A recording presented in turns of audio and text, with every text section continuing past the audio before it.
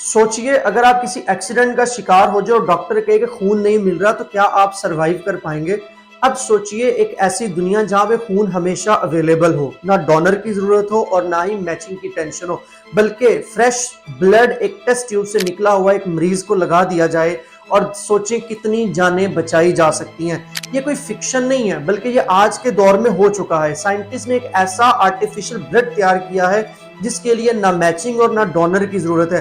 क्या आने वाले दिनों में हॉस्पिटल्स के अंदर ब्लड बैंक्स की बजाय हम ब्लड प्रिंटर यूज करेंगे? क्या ये नेचुरल ब्लड सिस्टम का ऑल्टरनेटिव हो सकता है? आज हम इस वीडियो के अंदर जानेंगे इस पूरी कहानी को, नेचुरल ब्लड सिस्टम और उसकी लिमिटेशन से लेके आज के फ्यूचरिस्टिक ब्लड तक।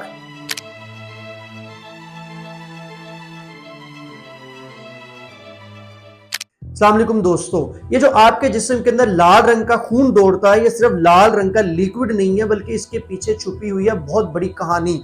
इसके अंदर बहुत बड़ी अमाउंट के अंदर होते हैं रेड ब्लड सेल्स जो आपके जिस्म के अंदर ऑक्सीजन को ट्रांसपोर्ट करते हैं। दूसरा होता है व्हाइट ब्लड सेल्स जो आपके बॉडी को प्रोटेक्ट करती हैं वायरसेस और बैक्टीरिया के खिलाफ। और तीसरे इसमें होते हैं प्लेटलेट्स जो आपकी बॉडी के ऊपर अगर कोई कट लग जाए तो खून को जमने में मदद देते हैं। इसके अलावा इसके अंदर होता है पानी, एंजाइम्स, प्रोटीन्स, हार्मोन्स और न्यूट्रिएंट्स। अब खून के 4 ग्रुप्स होते हैं जिसके बारे में भी आप सब जानते हैं, ए, बी, ए बी और ओ। ए वालों को हमेशा ए ब्लड ग्रुप लगाया जाता है, इस तरह बी वालों को हमेशा बी लगाया जाता है क्योंकि ए वालों का ब्लड ग्रुप बी से डिफरेंट होता है और बी वालों का ए से डिफरेंट होता है। दिखने में सारा लाल रंग है लेकिन इनके पीछे ये सारी की सारी कहानी है। अब आप इमेजिन करें एक शख्स इमरजेंसी में मौजूद है और उसको बर वक्त अशद खून की जरूरत है और डॉक्टर्स कहें कि अभी और इसी वक्त खून चाहिए, लेकिन डोनर्स ना मिले और मैचिंग ना होने की वजह से उस पर्सन को खून ना लगे, तो सोचें वो अपनी जिंदगी की बाजी भी हार सकता है। अब आप ये आर्टिकल देखें जिसमें ये क्लियर लिखा गया है कि कीनिया के अंदर ब्लड की शदीद कमी है और उसको फ्यूचर में ब्लड डोनर्स मजीद चाहिए। ये फरवरी 2024 का आर्टिकल देखें जिसमें ये क्लियर लिखा गया है कि यूनाइटेड स्टेट्स के अंदर हर साल 21 मिलियन लोग खून ना मिलने की वजह से मर जाते हैं। WHO के मुताबिक हर साल लाखों लोग खून ना मिलने की वजह से मरते हैं। अब खून की जरूरत तो दोस्तों इंसान को कहीं भी हो सकती है, चाहे वो क्रॉनिक इलनेस हो, चाहे ट्रॉमा, इंजरी या एक्सीडेंट हो, या कोई कैंसर का पेशेंट हो, या कोई थैलेसीमिया या अनीमिया का पेशेंट हो। खून की जरूरत किसी भी इंसान को किसी भी जगह हो सकती है और अगर उस जरूरत के वक्त उस इंसान को खून ना मिले, डोनर्स ना मिले, मैचिंग ना हो, तो सोचे कितने लोग अपनी जान की बाजी हार जाते होंगे खून ना मिलने की वजह से। और अगर खून गलत लगा दिया जाए, जैसे इस आर्टिकल को देखें जिसमें यह लिखा गया है कि एक इंफेक्टेड ब्लड लगाने की वजह से 30,000 से ज्यादा लोग इन्फेक्ट हुए। अब ये ब्लड का बहुत बड़ा स्कैंडल रिपोर्ट हुआ। इन सारी चीजों को देखते हुए साइंटिस्ट ने सोचा कि क्यों ना एक ऐसा आर्टिफिशियल लिक्विड तैयार किया जाए जो इंसानों को इस नेचुरल ब्लड सिस्टम का ऑल्टरनेटिव हो। और रियलिटी के एक स्टेप और क्लोज हो गया जब इसके अंदर डार्पा जैसी कंपनीज ने अपनी फंडिंग की और इसको बैक किया। अब आप इस आर्टिकल को देखें जिसमें यह क्लियर लिखा गया है कि डार्पा यानी defence advanced research protective agency, जो अमेरिका की एक प्रोटेक्टेड एजेंसी है, उसने इसके अंदर $46 मिलियन की इन्वेस्टमेंट की है क्योंकि खून की सबसे ज्यादा जरूरत जंगों के दौरान होती है।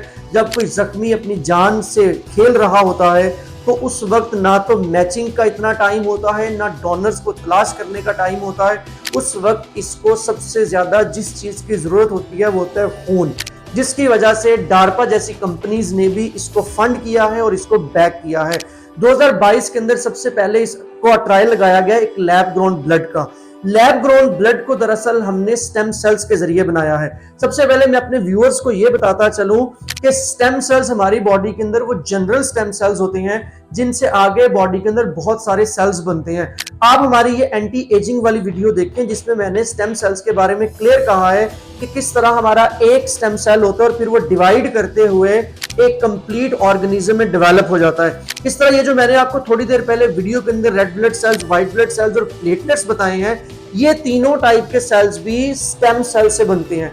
तो साइंटिस्ट ने सोचा कि अगर हम इन स्टेम सेल्स को, जिनको हेमेटोपोइटिक स्टेम सेल्स कहते हैं, अगर हम इन स्टेम सेल्स को या इंड्यूस प्लूरिपोटेंट स्टेम सेल्स अगर इनको लैब के अंदर ग्रो करवा लिया जाए तो इन स्टेम से जो रेड ब्लड सेल्स बनती हैं, तो क्या ये रेड ब्लड सेल्स हम लेबोरेटरी के अंदर बना सकते हैं और फिर इनको क्या हम एज अ ब्लड का ऑल्टरनेटिव यूज कर सकते हैं।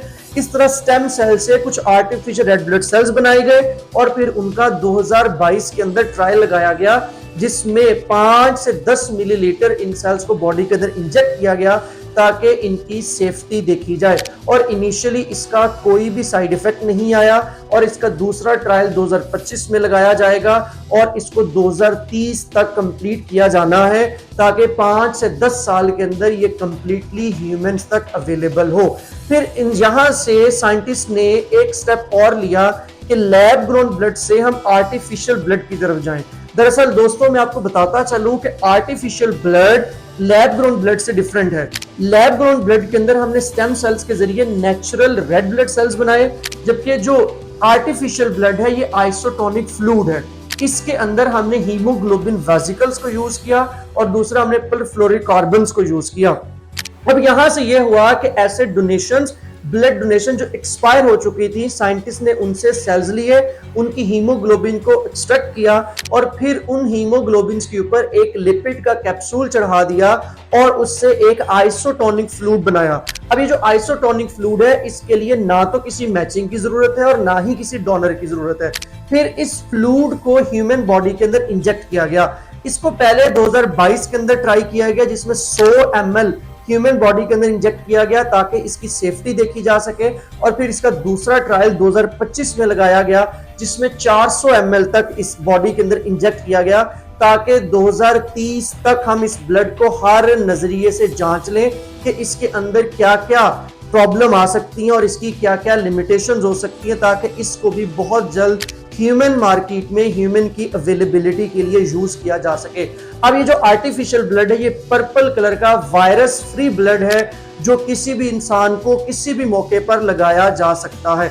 अब मैं आपसे ये सवाल करता हूं कि आपके ख्याल में ज्यादा बेहतर कौन सा ब्लड है, लैब ग्रोन ब्लड या artificial blood? Lab grown blood के अंदर natural red blood cells produce किए जाते हैं और ये ज्यादा महंगा ब्लड साबित होगा और इसकी कॉस्ट भी ज्यादा है, जबकि हमारे पास जो आर्टिफिशियल ब्लड है ये एक आइसोटोनिक फ्लूइड है और ये इससे ज्यादा सस्ता है, लेकिन इसके अंदर कोई नेचुरल रेड ब्लड सेल्स मौजूद नहीं होंगे। अगर आपको ये वीडियो पसंद आई है तो लाइक, कमेंट और शेयर और सब्सक्राइब जरूर करें। Thank you.